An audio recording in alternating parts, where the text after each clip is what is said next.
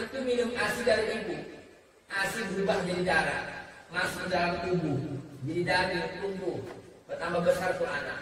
Kalau ibunya ahli pengajian orang baik-baik, maka ngalir dari tubuh anaknya sifat yang baik-baik. Tapi sebaliknya, dia kata lakinya ahli ibadah, rajin ngaji, tapi kalau punya dirinya susah diatur, ya halaman. Makanya Bu, pentingnya jadi perempuan begitu maksudnya.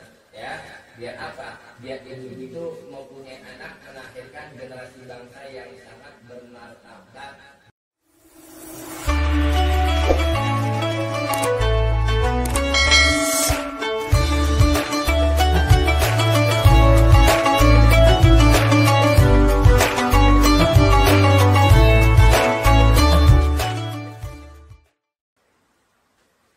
Jangan lagi ibu kemakan hasutan omongan orang-orang yang katakan doanya nggak nyampe. Ini kalau begini, perhatikan, emang kalau tahajud doanya nyampe, gampang aja. Si Mas nggak percaya kalau doanya nyampe. Iya gimana? Mas mati dulu saya doain. Kok gitu? Ya kan yang rasanya udah mati, ya kan?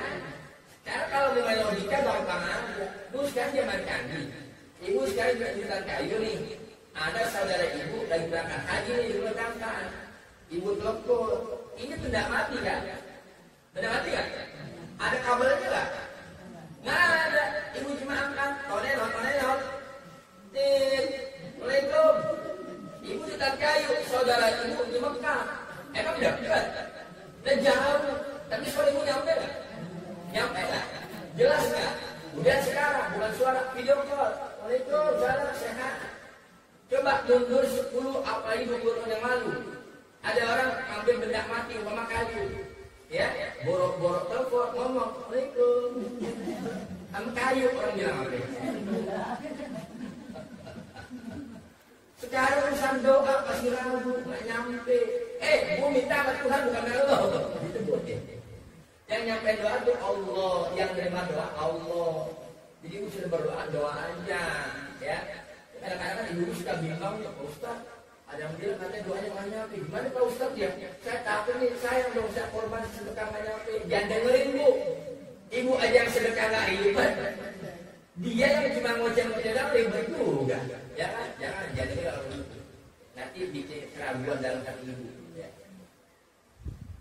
Iya, lanjutkan lagi. Kemudian, jadi kalau anak itu bakti sama orang tua, nanti kalau si anaknya berumah tangga punya anak, maka besar harapannya anaknya juga akan bakti, taat sama orang tuanya.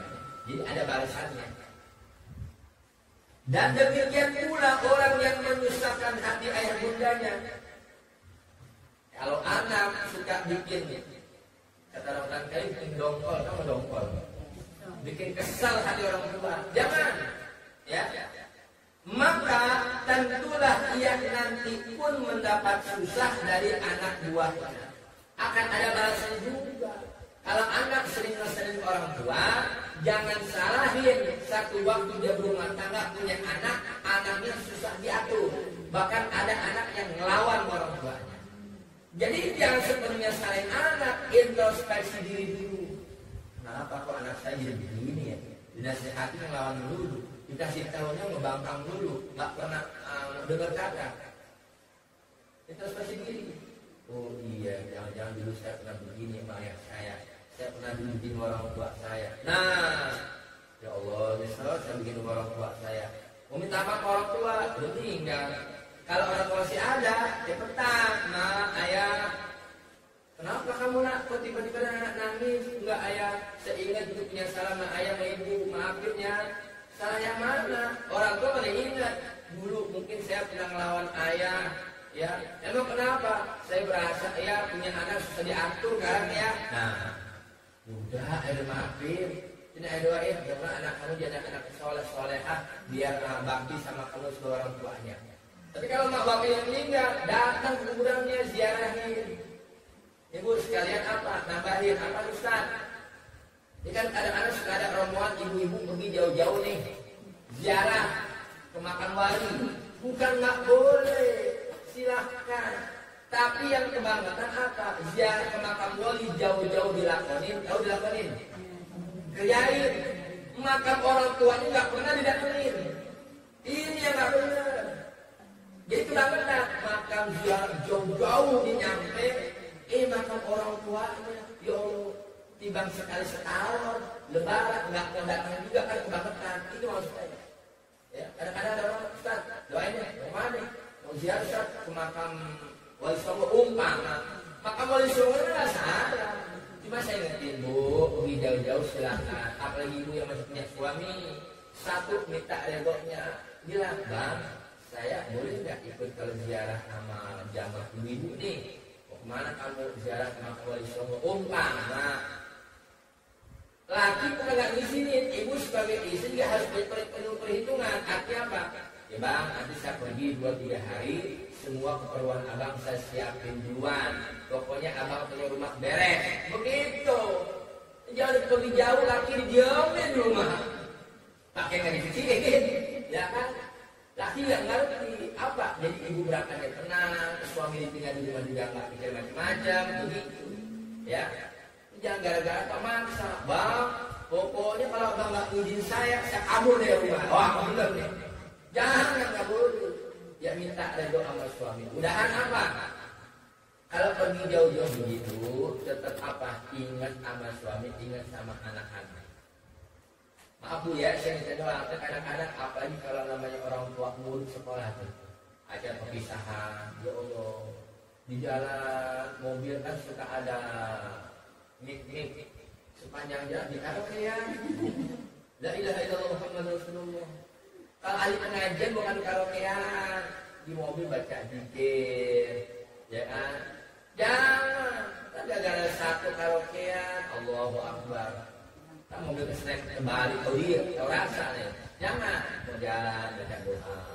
Apa yang kau niatnya baik menziarah makam wali, jaga adab, jaga etika, gitu, ya. Jadi bukan masalah nggak bolehnya, boleh-boleh aja, tapi banyak faktor yang mesti diperhitungkan tadi. Jangan sampai ziarah makam wali jauh-jauh dia sampai, tapi makam orang tuanya nggak pernah dia lakukan. Auzubillah. Paling minimal tiap sholat dia baca orang tuanya, didoain.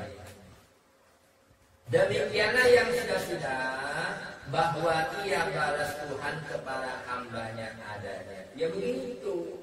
Allah kasih balasan. Tadi Nabi bilang, birru aba'akum tabirkum abna'ukum. Baktilah kau kepada orang tuamu, niscaya anak-anakmu pun akan bakti kepadamu. Jadi ada timbal baliknya. Sebagai lagi orang yang membuat jahat kepada ayah bundanya, maka mudahlah atasnya membuat jahat kepada lain dua adanya. Kalau si anak ama orang tuanya aja, ama ayahnya aja dia berani melawan, ama ibunya aja yang sudah capek-capek ngelawat dia berani dia lawan, maka otomatis apalagi orang lain, ama orang tuanya aja jahat, apalagi orang lain pasti dia akan lebih mudah berbuat jahat. Alhamdulillah.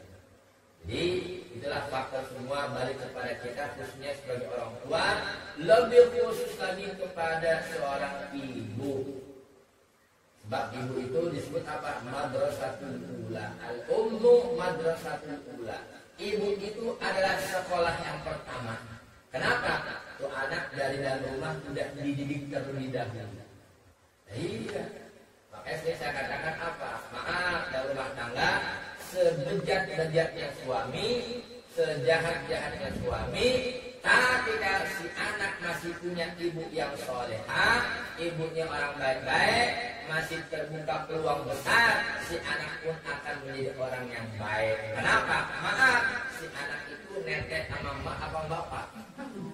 Nah, iya, anak itu minum ASI dari ibu, ASI berubah jadi darah, masuk dalam tubuh, jadi daging tumbuh, bertambah besar tuh anak. Kalau ibunya ahli pengajian orang baik-baik, maka ngalir dan ibu anaknya sifat yang baik-baik. Tapi sebaliknya, dia kata lakinya ahli ibadah, rajin ngaji, tapi kalau punya dirinya susah diatur, ya alamat.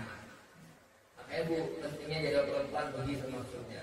Ya, biar apa? Biar ibu itu mempunyai anak, melahirkan generasi bangsa yang sangat bermartabat,